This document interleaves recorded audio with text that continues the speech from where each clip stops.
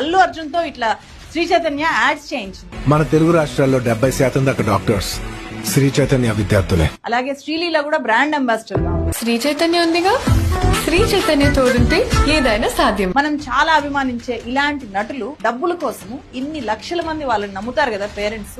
ఇలాంటి యాడ్స్ లో నటించొచ్చా? మనం బెట్టింగ్ యాప్స్ గురించి చాలా మాట్లాడుతుంటాం కదా. బెట్టింగ్ యాప్స్ కంటే ఏ మాత్రం తక్కువైన పని కాదు ఇది. ఇక్కడ జీవితాలు, వాళ్ళ కెరియర్ మొత్తము తలకిందలైపోయేది కదా. నిజానికి ఆల్ ఇండియా టాప్ ర్యాంక్స్ అన్ని ఈ రెండు విద్యా సంస్థలకు వస్తున్నాయి అనేది అతిపెద్ద స్కామ్, అతిపెద్ద బూటకం. అది 9వ ర్యాంక్ అని చూడండి, నారాయణ, శ్రీ చైతన్య.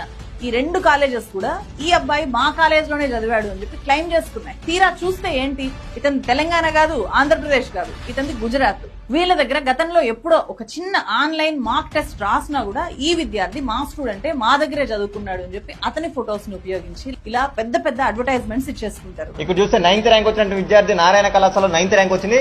అదే విద్యార్థికి శ్రీ చైతన్యలో 9th ర్యాంక్ ఎట్లా వస్తుంది? ఆల్ ఇండియాలో ఫస్ట్ ర్యాంకులు వచ్చినట్లు చూపించుకోవడం ద్వారా తల్లిదండ్రులంతా కూడా ఎంత ఖర్చైనా పర్లేదు కష్టపడదాము, మనం కష్టపడి బిడ్డలను ఏ నారాయణలోనో శ్రీ చైతన్యలోనో ఇంటర్మీడియట్ కి చేరిస్తే భవిష్యత్ అంతా కూడా మారిపోతుంది అని చెప్పి ఆశపడుతున్నారు తల్లిదండ్రులు. తిన్నా తినకపోయినా రూపాయి కూడబెట్టి కాన్వెంట్ కి పంపితే చాలన్నట్టు బతుకుతున్నాం. విద్యాశాఖలో ఉన్న అధికారులకు నేను ఒక విషయం చెప్పాలనుకుంటున్నాను.